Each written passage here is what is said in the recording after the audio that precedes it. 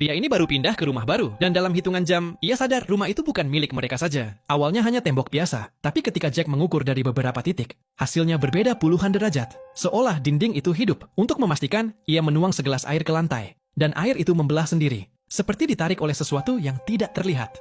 Dari situ, Jack tahu rumah ini salah. Ia lanjut mengukur panjang rumah. Dari dalam, panjangnya 10 meter. Tapi dari luar, jaraknya lebih pendek 3 meter. Ruang rumah ini tidak mengikuti hukum fisika. Semuanya terasa salah, melengkung, dan tidak wajar. Putrinya mulai ikut merasakan keanehan. Hanya butuh beberapa langkah untuk masuk rumah. Tapi ia malah seperti berjalan puluhan meter.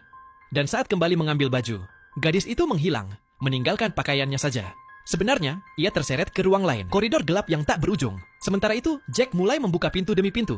Namun setiap pintu membawanya ke tata letak yang berubah. Lantai 2 muncul di lantai 1. Koridor 10 meter berubah menjadi 100. Rumah itu berubah menjadi labirin hidup. Anaknya sendiri menemukan sebuah kamar aneh. Di dalamnya, seorang wanita berbaring di bathtub. Saat gadis itu mendekat, wanita itu bergerak. Teriakannya menggema di seluruh rumah. Jack mengejar sumber suara itu, bolak-balik melalui pintu yang berubah-ubah, hingga akhirnya menemukan anaknya di tangga. Gemetar ketakutan, gadis itu berkata, "Ayah, sepertinya ada orang lain tinggal di rumah ini." Dan itu membuka ingatan Jack tentang hari pertama mereka pindah. Ia pernah mendengar suara laki-laki samar. Pernah melihat bayangan manusia di kamar anaknya. Waktu pun berputar aneh. Ia hanya mematikan lampu beberapa menit. Tapi saat kembali, istrinya sudah tidur. Nyatanya, 4 jam sudah berlalu.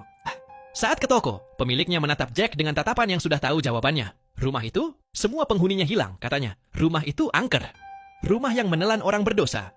Jack tak percaya. Namun malam itu, buku catatannya muncul tulisan baru. "Pergi sekarang." Tulisannya sama persis seperti tulisan Jack sendiri. Saat ia menoleh, rak buku terbuka sedikit, memunculkan pintu yang tidak pernah ada. Di baliknya, tangga gelap menurun ke dalam tanah.